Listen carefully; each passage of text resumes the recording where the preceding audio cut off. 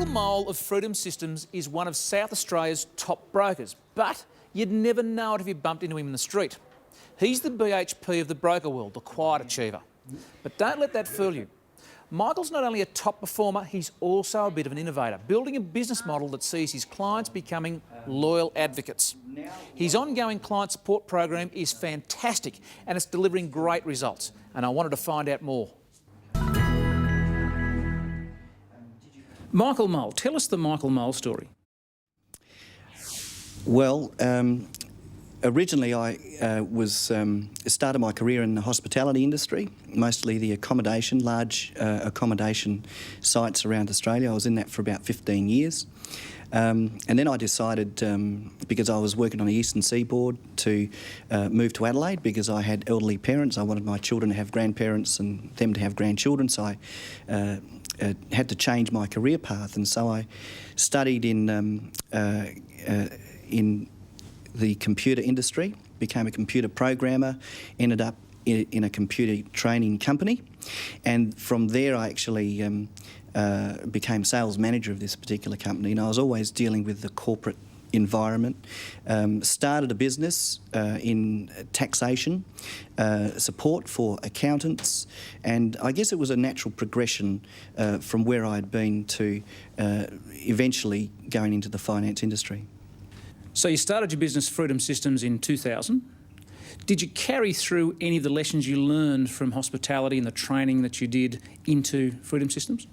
I think everything I'd done in my life had prepared me for the finance broking industry.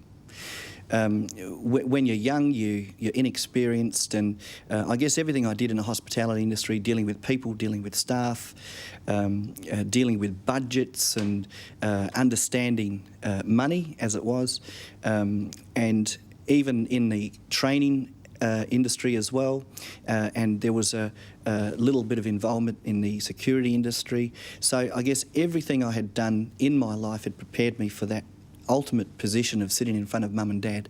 It gave me that confidence and experience to actually understand where a wide range of clients were coming from. So what prompted you to get out of what you're doing and get into the mortgage industry? I was at a crossroads. I had been very successful in the things that I had attempted, but I found the corporate environment a little bit challenging, where you were never quite sure who the decision maker was. And I know that in the finance broking industry, you're sitting with mum and dad, they are the decision makers. So for me it was easy from that perspective, from a sales perspective. And then I had to look at the environment, and I walked down the street and I knew that in my particular street probably 80% of those houses were under finance. So I knew that the market was huge.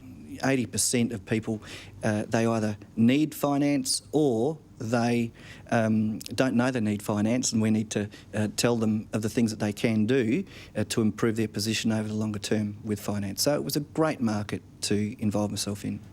So what did you do prior to starting the business to prepare yourself and your business for actually getting out there and launching into this new arena? I guess the first 12 months in the industry I worked with 4 different brokerage companies, and that was tremendous experience because it provided me with some training and some exposure to what the industry was about. I don't think anyone can go into the industry without working with someone else for a period of time. And so that, I guess, between 12 and 15 to 16 months was working with other people. And that certainly gave me a good foundation to what I wanted to do when I went out on my own. So what was it like in the early days? Was it plain sailing, or was it tough times, or was it, how'd you find it? I found it extremely difficult in the first 12 months. And I had no idea about the lead time it took to get paid. And so I was travelling, I guess, 1.5 hours each way to the brokerage office that I was working from. And I didn't get paid for the first 4 months. So it was extremely difficult for someone, well, for anyone even today starting out, but I found it tiring. The downside of this was a lot of appointments in that situation were at night time, so they were long hours and with very, very little reward. So it was pretty tough. The first cheque that came in, man, was I excited. I ran down to the bank and I thought I was, I was king of the castle. But it took a long time to get to that stage of that first cheque. So what did you do specifically in the early days to get things rolling? How did you get business started? I did a lot of the things that everybody does. If someone's breathing, they're a candidate for a home loan. But I did some telemarketing, which was very successful. I did some mail outs, which I didn't find to be as successful. I even put little posters up in the local shopping centres with little tear-off strips. It may sound corny, but it worked. And so I did all of the things that people normally do. But I guess the turning point for me came when I actually wrote some key performance indicators, saying that I wanted to settle 15 loans per month. And everyone turned around and said, people in the industry, they ask you, how many are you settling per month? And while at the time I was on maybe 6 loans per month, and I boldly announced that I was settling 15 loans per month. And that made a difference for me, because something happened. It was like magic, because then I started to sell or settle 15 loans per month, and then I raised the bar. Then I said I'm going to settle 20 loans per month, and it was amazing when you had that in front of you, and it wasn't I'm going to try to do it. It was I was going to do it, which is a big difference between the two mindsets. Are you going to do it, or are you going to try to do it? And so I said I was going to do that, and it was that was a big shift for me. And so all of those marketing avenues that I had tried, they still continued, but then referrals started to come in, and it just went from strength to strength. Are your KPIs that you mentioned, are they written goals, are they part of a bigger business plan, or were they just specific goals that you wrote for yourself? They were actually specific goals that I wrote for myself. I needed to, I was floundering. I knew I was achieving, but I was floundering. I didn't have a focus and I didn't have a target. And so I probably hit the target because I didn't have one. And so I needed that to keep my focus on the main event, which was settling loans. And so it was a personal KPI that I had instituted. And what about referrers? Did you target specific referrers in the early days? No, I didn't really understand the industry all that well, and so I didn't have any referrers. It's different now, of course, but initially I was just trying to achieve on my energy, and that's certainly the way I'd approach the business. And as I mentioned right at the beginning, I've learned a lot since those early days, and had I known some of the things I know today, it may not have been as hard. But I guess that that difficulty helped me to become better at what I do. So you're talking about today, you now have referrers or an established referrer base today? We have a couple of real estate agents that are on board that do refer to us from time to time, and in fact we've got a marketing company as well that use our services for the work that they do within the investment arena. And so probably now over 75% of our business is referred, either through clients or from real estate agents or other groups. Now, you're talking about getting referrals from within your client base. Do you do anything specifically to market to your client base? Do you have regular reviews? What kind of things do you do there? When we actually set up a home loan for a client, we offer them a facility where we can help them to check their bank statements and also prepare budgets and plans for our clients. And based on the accurate checking of their bank statements, we then send them back a report every month for a period of 2 years. And so over that time we build relationships, and some of the clients are really excited about getting the report back to show them, look, their home loan is reduced, or this has been achieved, or they need to watch out for something that the bank is doing at the moment. So there's a lot of little bits of information which are vital for them to actually get rid of their home loan, because my philosophy is any home loan is a bad home loan. It's better to have no home loan at all. And so what we're trying to do is to encourage clients not to stretch it out over 25 years, but if they can take 5 years off, let's take 5 years off and work within budgets. And it's surprising with budgets how many people don't know how much they're spending. Every few years they refinance, but the sad truth about that is before they know it, they're 60 years of age and they've still got a $300,000 mortgage. But if they had changed the way they had done things along the way without necessarily choking themselves, then they would have achieved a lot more. And so we're trying to get people to achieve more, and one way of doing that is to send them back reports every month to encourage them to stay on track with paying off their home. So have you developed these reports yourself, or? We actually employed a computer company who has designed applications for checking the statements for accuracy, because I'm not sure if you saw that current affair program on TV where they said that somewhere over 50% of all bank statements are incorrect.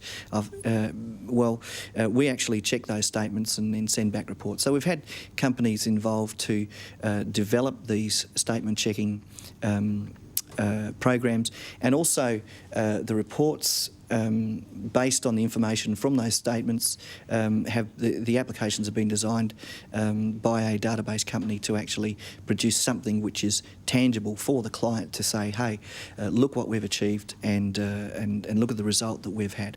So this checking of their bank statement, this is part of your value add and part of your top of mind program to stay in touch with your clients on a regular basis and do Correct. something that other brokers don't do. Correct, yeah.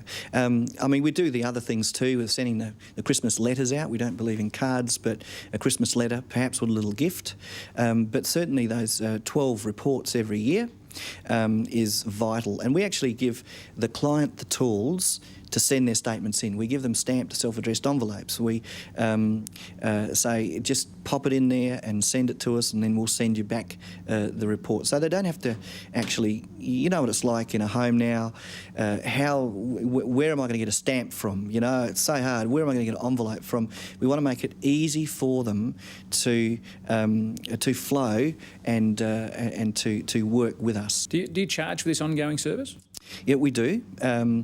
Sometimes we choose not to charge. For example, first home buyers, I think it's really important with first home buyers to understand the importance of a mortgage, so we don't charge first home buyers. But the real costs of doing that would be around $2,000 a year as a minimum.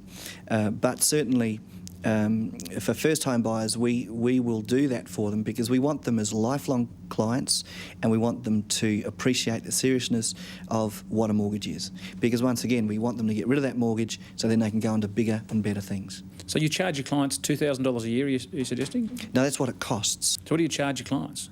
It depends on what they're after. With investment property clients, as a loan cost, they can actually claim back the expenses, because with investment property clients, we'll also provide accountants, we'll provide a free will as well and so we have to pay a solicitor to do that. The accountant will provide tax variation forms in the investment arena, and they'll do that. And we also will be monitoring their results on the investment property on an annual basis as well. So there's a lot of cost involved, and of course when we start including the accountants and solicitors, it certainly costs a lot more than that. Michael didn't come from a lending background, so he served an apprenticeship working for other brokers. Even so, it was no dream start. In fact, it was very difficult in the early days. He was driving the miles, doing the late appointments and seeing very little return. The turning point came when Michael committed to a very specific goal. He set a KPI, a key performance indicator for himself, of 15 settled loans per month. But here's the trick. Michael made his goal non-negotiable. In his words, it wasn't "I was going to try," it was "I was going to do it." I hear this so often. When you commit to a goal, when you write it down, when there is no doubt in your mind you can do it, a little bit of magic happens. It's almost as if you start to see opportunities that weren't there before. As Henry Ford once said, it doesn't matter whether you think you can or whether you think you can't, either way, you're usually right. I've done a bit of research into goal setting and why people don't write them down, and it appears that the single biggest factor is fear. The fear that if I write down my goal and I don't reach it, then I'm a failure.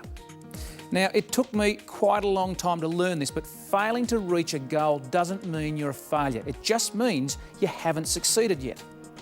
Just by way of example, did you know that Colonel Sanders of Kentucky Fried Chicken fame made 1,007 sales calls, slept in his car for 2 years and ate nothing but his own samples before someone said, "Yeah, I'll buy this off you"? You'd think that after 1,000 calls he'd have said, "That's it, I'm a failure, I give up." But he didn't. He had a goal and he understood that he wasn't a failure, he just hadn't succeeded yet. I think the big part of Michael's story is the ongoing support he offers to his clients. His bank statement, budget and investment property performance monitoring all add up to delivering exceptional client service.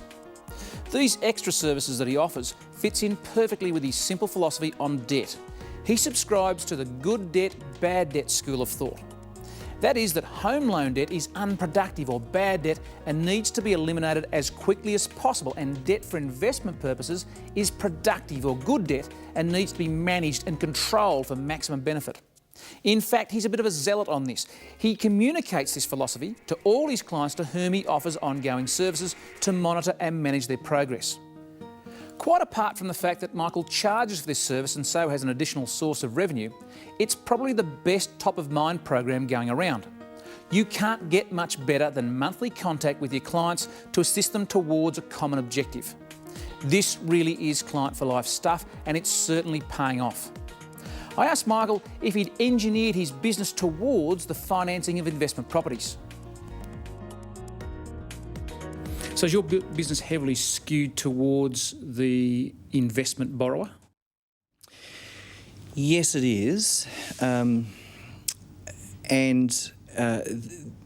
suppose with the investment that we've made in the investment software and all of the support mechanisms, we actually feel that it's quite a good market to be in from a business perspective, but it's also very rewarding from the client's perspective as well. We've had clients come back and say, "Thank you so much for what you did 2 years ago, helping me get a investment property." Because when someone comes in to the office, let's say you're a customer and you decide, "Okay, I want to get an investment property. Where do you start? What do you do? Who do you go to?" And anybody can get finance, but if you can get finance with all of the right support mechanisms for an investment property, then people are a lot more comfortable, and we are there in case something goes wrong. Not that I could perceive anything going wrong, but if there was something going wrong, we've got accountants and solicitors there to support the client with their decision. We have real estate agents who have done the numbers on investment properties as well. And so we're there really to hold the hand of the client with the first investment property, and then the second, and then the third, and then the fourth, and so on. So it's really important to have someone there to explain, for example, what negative gearing is, how that all fits in, what is the real cost to the client per week in dollar terms. So they have the tenant pays some money, the tax lady gives some money back, and then of course the client also has to put something into that property. So we show them with all of the reports and all of the numbers exactly what they're up for. And if I look at the numbers and I talk to the client and we look at the affordability, and if I say, well, it's probably not the best thing to do right now, then I'm always the first person to put my hand up and say, best not to proceed now, but maybe after something else happens. Reduce your home loan, or there needs to be an income adjustment, or one of the children leave home, which they never do. But if they did leave home, they'd be in a better position to, to perhaps get an investment property. So not everyone qualifies for that. For every one person that would qualify for an investment property, there's been 4 or 5 that haven't qualified yet, but they will, with the right support. Is there a danger there that you're actually breaching FSRA? We show people the numbers. We have the accountants look at that person's situation. So all we're doing is looking at the numbers on an investment property, showing the real cost per week. So from when you started Freedom Systems in, 2001? Yes. You're now turning over what? Probably just over $1 million a year. So what kind of staff you got? They support staff, they accountants? The accountants are contracted, the solicitors are contracted. The support staff are in the budget checking and statement checking arena. We have 2 loans processors as well, and we also have a couple of loan writers. I guess, and also we have some trainees on in the administrative role. What we're trying to do is to build a team of people that with different skill sets to support the clients. So talking about your clients, what's your most memorable client or your most memorable interview? The most rewarding client that comes to mind is a single mum with 5 children, one of them that was disabled, and I managed to get her a mortgage for her house because there was some sort of a domestic situation there, and she could never have got a home loan, or so she thought. For me, it was rewarding because I saw that she was a battler. Could you imagine having 5 children under the age of 9, with one of them being disabled, and then having a mortgage of $130,000. And the beauty of that is that she had paid $1,000 off in the first year. And people say, big deal, $1,000. But you see, that's making progress. And so that to me would have to be one of my most important clients. So, Michael, can you give us a picture of your day? Do you work from the office mainly? Are you out on the road? What's your day consist of? If you go into the industry expecting not to be working long hours, then you're probably in the wrong industry. I keep on telling my staff that they only have to work a half a day every day, and it doesn't matter which 12 hours they pick. So my day starts reasonably early, about 7 o'clock in the morning.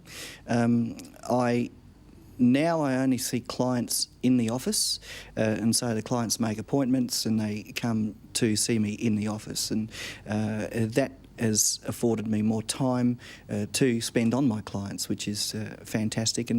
And people understand, and I think the industry is growing a little bit where people are understanding that if they were going to go and see their accountant or their solicitor, then certainly they would expect to go down to that accountant or solicitor's office.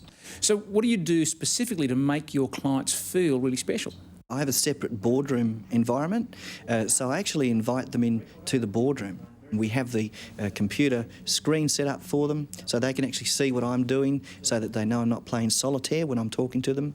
So that's very important. And then, of course, one of the ladies will come in and ask if they'd like a tea, coffee or water. I guess the clients feel as though there's been a fuss made because everything's prepared for them. And it's not what you say you do, it's what you do that's important. And so when the clients come in, they feel, say, hey, Michael's gone to the trouble of having everything prepared. The pad's there. We have a pad and a pen for them on the table as well. We even have a calculator for them so they can double check all of my numbers. We also have a brochure on who we are and what we do. So they're not left guessing.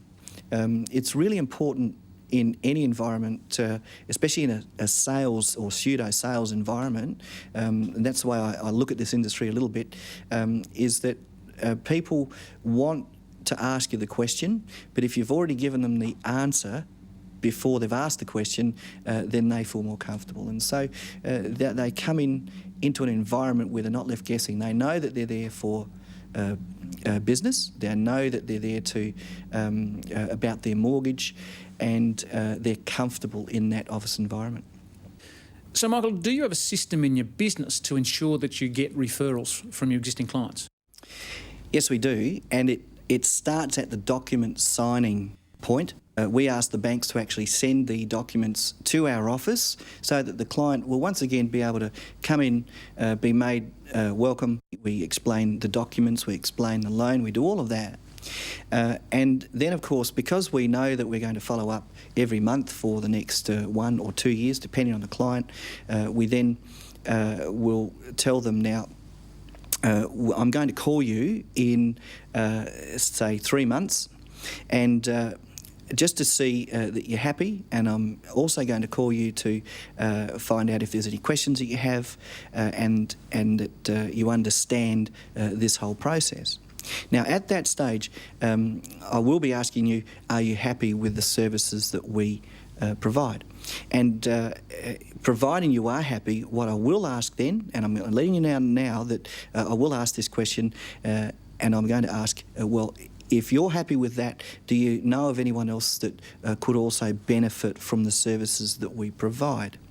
And most people, because they've already been through the loans process at that document signing stage, it's gone reasonably smoothly, and if it hasn't, we will deal with those problems, because they always say the more important the client, the bigger the difficulty. But as long as we've dealt with those and we've done what we said that we were going to do, then the client should be happy by that stage. And certainly after 2 or 3 months of support where they understand the processes, then they're more likely to come back and give us referrals. Now, I personally would get at least 3 referrals every day. I can't cope with that, so I have an opportunity to give that to other loan writers, so then they can follow through with those referrals. So it works. So what would you say is the strongest part of your business today? My staff. Have to say, without a doubt, my staff. Every one of the staff have come on board and have the attitude, well, what would I do if this was my business? And so with that sort of attitude, I know I can go away for a day and know when I come back the office is still running at its optimum. And it's really good to find good people who have that particular attitude. So, Michael, why are your people so loyal? One of the differences, I suppose, in my business as opposed to many other brokerage businesses is that I pay salaries as opposed to commissions. And I did that for a number of reasons. When I first started in the industry, as I mentioned earlier, it took me, I think, 3 or 4 months to receive any money. And I was outlaying lots of money in petrol and fuel and time, had family to feed, mortgage, all of those things. And I thought that was extremely unfair from a personal perspective. It built up a little bit of resentment, I must say. And I really feel that the industry needs to mature to the point where, as a business, you need to pay people for the work they do. So I decided when I started my business that I would endeavour to pay people salaries along the way. I still haven't taken away any incentive for loan writers to improve on that salary, but I have given them a reasonably good, strong base salary with an option to grow. Now, that is a risk that I take, of course, but certainly I think it's appreciated by the people who I work with. So do you have KPIs in place for your people the same way you have them in place for yourself? Yes, we do, and we have weekly, monthly and quarterly plans and KPIs along the way for all of the staff. When do you write these plans? Do you do them at the start of the year? Do you monitor them the way through? I've just had holidays, which has been really good for me to spend the time to look at those things. There are, at the end of each month, there are monthly reviews, both corporately and individually. So it's really important to just keep abreast of goal setting and what people hope to achieve, and hopefully they do achieve those. So you're saying that you've now got loan writers working with you. When you bring them on board, what do you do to get them going? How do you induct them into the Freedom Systems way of doing things? I certainly provide the leads for the loan writers, so that's a big help to them initially. But we also have a series of training scripts for them, so that if I say something to a client, I know a loan writer who may pick up that file and if I get hit by a truck, for example, they will know that the client has actually been told exactly the same thing, because they are telling the same thing to their clients. So we have a fairly rigid, if you can call it a script if you like, where I'm saying the same thing that next loan writer is saying. So once again, it's I don't want the client to miss out on any of the information, and so the only way to ensure that that was happening is to make sure that every loan writer says and does the same thing that I do. So these scripts are all written down Correct. and recorded. Do you have some kind of training manual or procedures manual in the office? We have it written down, and we also have tapes and CDs so that people can actually hear what I'm saying and learn that process. So you've taped My voice. your interviews, Correct. so they can actually listen to how you deal with particular issues and clients. Correct. And I've actually also audio and videotaped my interviews. I like the way Michael conducts his in-office interviews to keep control of the process and to make his clients feel at ease. Here's a few of his pointers. He goes through the same process for every interview, even down to a staff member coming in to offer coffee. He has a separate boardroom for his clients' meetings. It's not in his office where he does his work, so his clients feel like he's concentrating on them. He's got a separate computer screen for the clients so they can see what he's doing. He even provides a notepad, pen and calculator for their use. This is all so the clients can feel confident, at ease and feel like they're participating in the process. I was also interested in Michael's approach to his loan writers, remuneration, training and how he keeps them on track. Michael remembers how tough it was in the early days. He pays his people's salaries to ensure they're not worried about the next meal and not tempted to cut corners. This also buys him some clout because he really is their employer and pays them accordingly. They do things his way. As you've heard me say, managing commission-only people is a bit like trying to herd cats with a stick. Michael insists his people stay up to date with their lender training, and he even has interview scripts for them to follow so that everybody is saying the same thing to his clients. He's even taped some of his own interviews for his staff to listen to. What a great idea. So, in your opinion, what do brokers need to focus on today to be successful in this business? The one thing that they need to, in my opinion, that they need to focus on is learning the craft. Because you can have as many referrers as you like, you can be part of as many different sporting groups and do sponsorships and all of those things, but unless you know your craft really well, you've done it all for nothing. So I'm a big believer in developing your skills and becoming better at what you do. And ultimately, the reason you're doing that is for the client. If you're struggling with concepts, if you're struggling with understanding the product, if you're struggling with just how the processes work, the client will pick up on that. If we have a rule where any loan writer would attend at least 2 bank training sessions every single week. Now, why would I go to a bank training session? Well, the minute I say that I know everything, I'll probably die stupid. So, Michael, tell us, where do you see yourself and your business in say, 5 years' time? I would really like to have a bigger involvement in helping people to reduce their debt. And so we are constantly looking at ways how we can encourage people to get rid of their home loan. Could you imagine if you were 30 years of age and you didn't have a mortgage? Or your first home was purchased at the age of 21 or 22?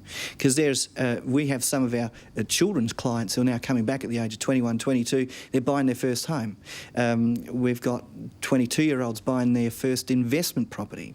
And that makes a huge difference over the longer term, because quite frankly, most people of our generation have still got a mortgage at 40 or 50 or 60, and that is just a noose around the neck. And at that age, they should be focusing on developing stable future income. And if they're still just paying off their mortgage, then they've got a problem. Because the problem is that we're going to be living not to the average age of 75, but we'll be living to the average age of perhaps 90 or 100. So we need to prepare for that. And so if we can develop further systems to encourage those younger people to get rid of their mortgages without, as I mentioned before, choking themselves, I'd like to really focus on that as a direction for our company.